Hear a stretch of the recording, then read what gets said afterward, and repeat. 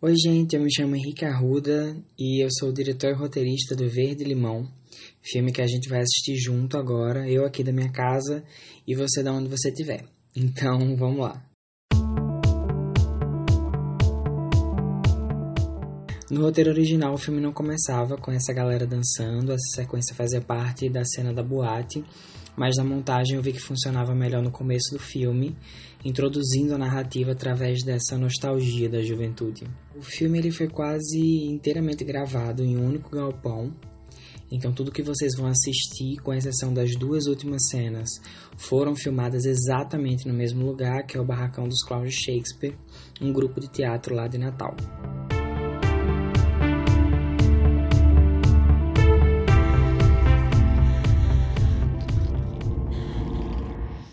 Bom, vou falar logo do Caio, que aparece já já. Trabalhar com ele foi muito especial, principalmente porque a gente teve o apoio total dos pais dele, a Iris e o Thiago. Antes do Caio chegar no filme, um outro menino tinha sido escolhido, mas os pais não deixaram ele participar quando souberam que era um filme LGBT.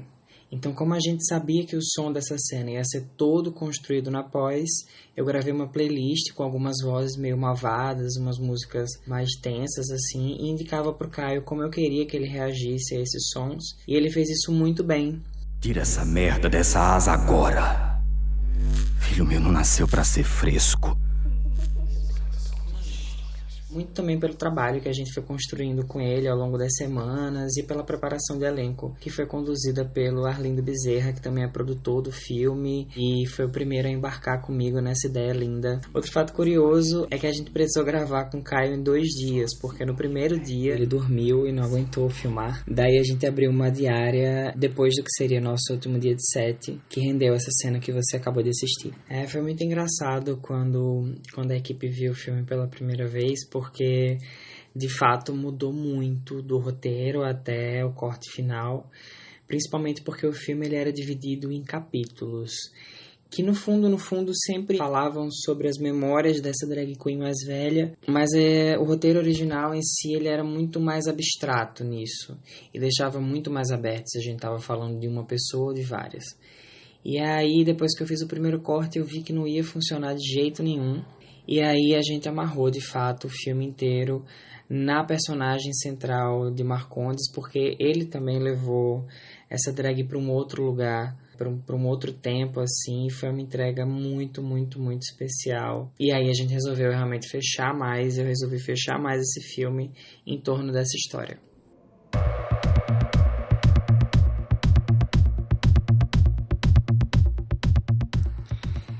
A boate também. Eu queria que fosse o ambiente mais fantástico de todos, porque a ideia era realmente explorar essa subjetividade e esse sentimento de libertação que existe quando um menino gay entra pela primeira vez em uma boate LGBT, do encontro dele com esses vários outros corpos que supostamente também não se encaixam na sociedade.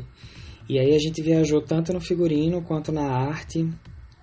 Eu acho que para mim esse momento precisava imprimir tanto ingenuidade quanto um certo mistério de explorar isso tudo. Então tem príncipe, fada, bolha de sabão, que na verdade era a galera da arte com uma máquina em cima de um andaime. Também tem balcão humano, garrafa voando, anjo servindo bebida. Então foi muito massa gravar. E novamente, como a gente sabia que não ia ter som direto, então a gente gravou tudo com uma playlist de fritação, assim. Então a gente tava tocando de tudo aí, tipo RuPaul, daqui a pouco Britney, daqui a pouco funk. E foi nesse clima legal, assim, que a gente gravou.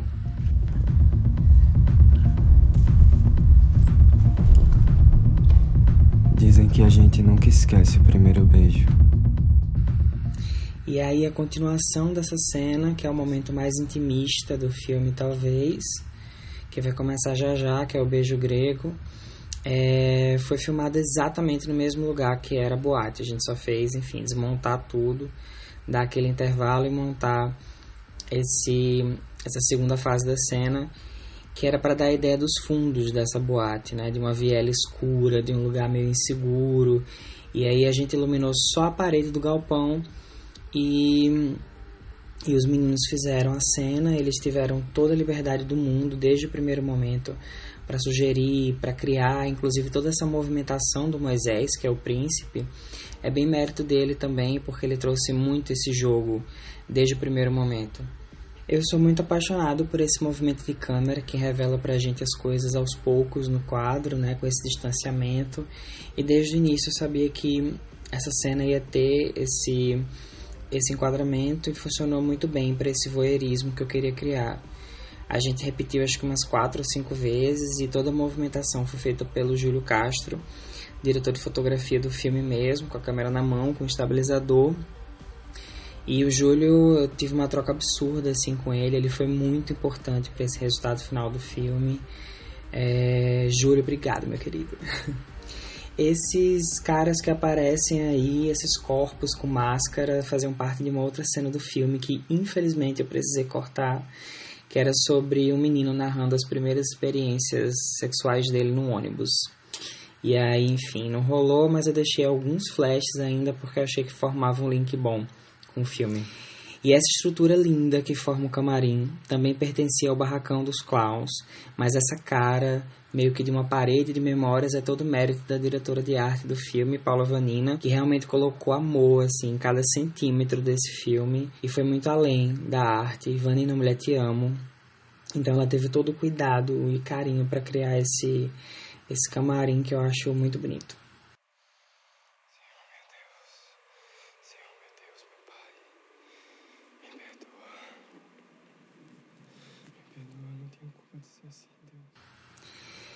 E essa cena do menino rezando e pedindo para não ser muito quem ele é, assim, ou que ele ainda não entende que é, vem muito de um lugar meu mesmo na infância.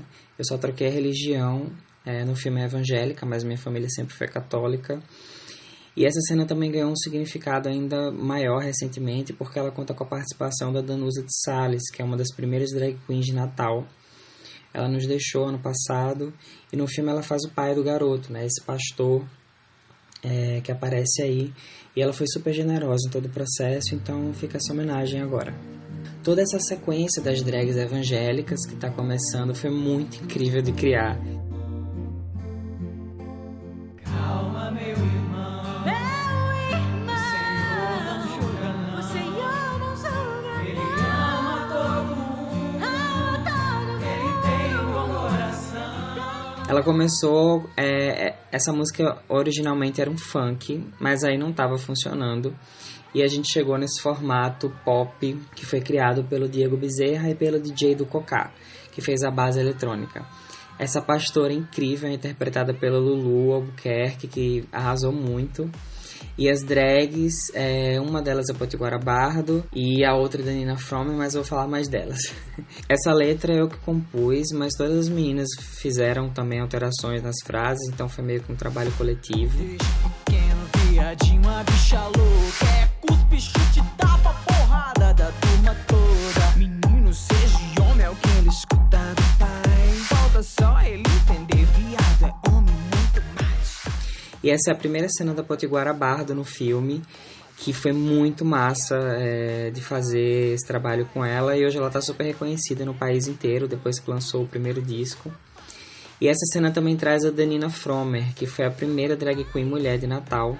Ela foi um outro presente assim, incrível no processo, porque é ela que grita, "O liberta, Senhor", que tem na música. E foi dela também todas as perucas que a gente usa na cena. Então, Danina, mulher, muito obrigada, entendeu? Toda essa coreografia foi a gente que criou também ao longo dos ensaios. Eu sou uma das drag queens, eu sou bem a Pat Punk, que tem o cabelo laranja e a roupa rosa. E a gente fez toda essa cena inspirada em uma promo de RuPaul's Drag Race. Essa mesma luz roxa atrás, e essa foi uma base pra gente criar essa cena. E essa cena foi uma das mais divertidas, assim, de gravar, porque foi muito engraçado no dia. Esse cenário que tá aparecendo agora, com essa cortina inteiramente feita de saco plásticos, cortadas pela Paula Vanina, que é a diretora de arte do filme. Essa máscara também é incrível, assim, era do nosso maquiador, Omar Bezerra, que cedeu pra gente. Esse cenário é o primeiro do filme inteiro que a gente sai do barracão dos clowns de Shakespeare, porque esse cabaré foi todo montado na Boca Espaço de Teatros, que era um outro galpão, e é o cenário que eu mais amo no filme inteiro. Sol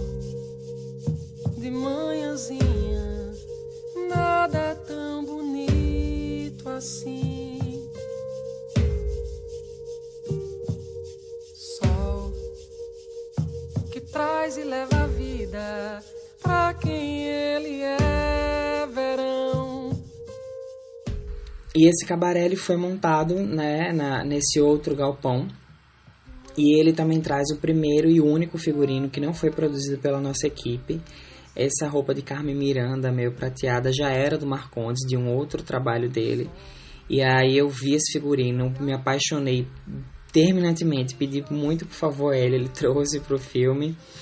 E o figurino do curta-metragem é todo assinado pela Iga Telita, que é uma drag queen incrível lá de Natal, e pela mãe dela, pela Yugi. Então foi tipo muito, muito especial ter mãe e filha criando toda essa identidade visual do filme que vocês estão vendo. Um fato curioso é que eu conheci o Marcondes no dia de filmar. Esse papel acabou passando por várias pessoas ao longo do processo, e o Marcondes foi uma indicação da Paula Vanina numa reunião geral que eu fiz desesperado lá em casa, faltando uma semana para filmar.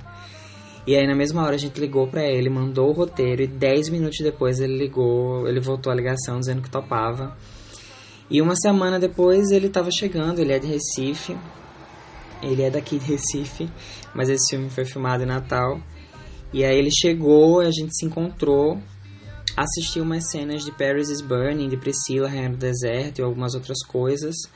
Trocamos uma ideia, e aí de noite ele chega no set pronto, assim. Tipo, eu até brinco com ele, dizendo que ele mesmo que se dirigiu, eu não fiz nada. E aí a gente gravou no primeiro dia toda aquela sequência do camarim, que meio que costura o filme. E no segundo dia, que seria nosso último dia de set, se Caio não tivesse dormido, foi inteiro para gravar essa sequência aí dela dublando, dessa performance e do carnaval que vocês vão assistir já já.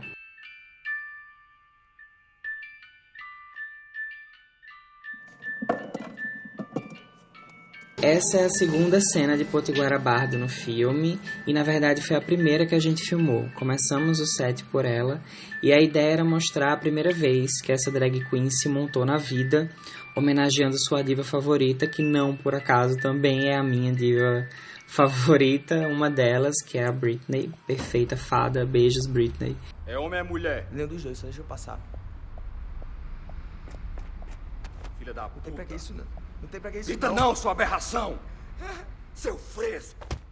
Esse momento eu acabei misturando também com imagens de arquivo da própria Poti, desde as primeiras apresentações dela até as últimas, no caso, na época do filme. Para levar um pouco o filme para fora da ficção mesmo, assim, que eu gosto muito de quebrar essas barreiras. E essa briga também que existe, ela chegou a ser regravada 2 vezes, a gente fez ela inteira no set, eu não gostei do resultado, depois a gente refez ela na pós, e aí ficou com essa textura que vocês, enfim, escutam nessa cena. Peterson, Alex, Pamela. E os nomes também que são ditos nessa cena, junto com as imagens das bonecas, são todos nomes reais de vítimas da LGBTfobia no Brasil, de um apanhado que a gente fez de histórias que tinham acontecido até aquele ano, 2017. Então é uma cena que eu tenho um respeito assim profundo de assistir e de sentir essa cena.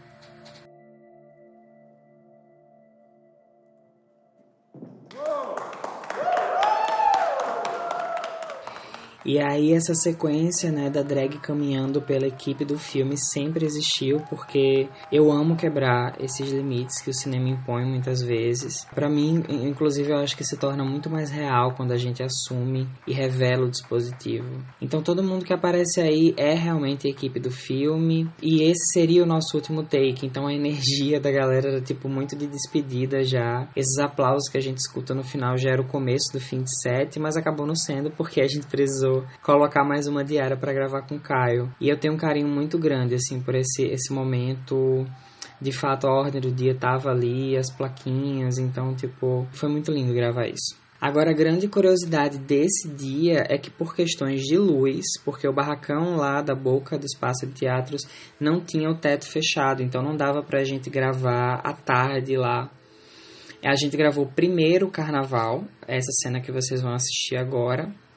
A gente gravou antes, e aí esperou escurecer para gravar tudo isso que vocês acabaram de assistir. que é essa performance dela. Então, ou seja, o Amaro Bezerra, que assinou a maquiagem do filme, teve que sofrer um pouquinho para tirar todo o glitter de Marcondes, ajeitar a peruca novamente, batom, enfim, tudo isso para ele voltar e fazer aquela performance que a gente acabou de assistir. E outra curiosidade é que a gente gravou toda essa sequência do carnaval em menos de 20 minutos, assim, porque nesse dia a luz caiu absurdamente rápido, do nada ficou nublado. Inclusive no dia eu saí do set achando que não tinha rolado, assim, que eu não tinha cena final. E aí na montagem a gente descobriu essa cena que é uma das que eu mais amo no filme inteira, que é quando a personagem de Marcondes está criando essas asas que a gente tanto faz referência desde a criança até quando ele chega na boate e a fada, né, sopra nele. Pai, a vida é um carnaval. Viver sempre foi a minha melhor fantasia. Viado não morre só, renasce com todos os que vivem dentro dele. E é um momento lindo, assim, do filme, porque reúne todo o elenco. Essas pessoas também eram as mesmas que estavam lá na cena da boate. Também tem toda uma geração de drag queens aí de Natal. Então, pra mim é muito, muito, muito especial. Eu amo muito esse final. Às vezes eu fico pensando, lembrando dos momentos bons. Tenho guardado na minha memória aquele tempo que nunca passou e continuo dentro dessa... Essa asa linda que foi a Vanina também que construiu. Eu chamo Vanina de mãe das fadas porque ela construiu 3 asas nesse filme. A de Caio, que é a primeira que a gente assiste, a da fada da boate e essa de Marcondes.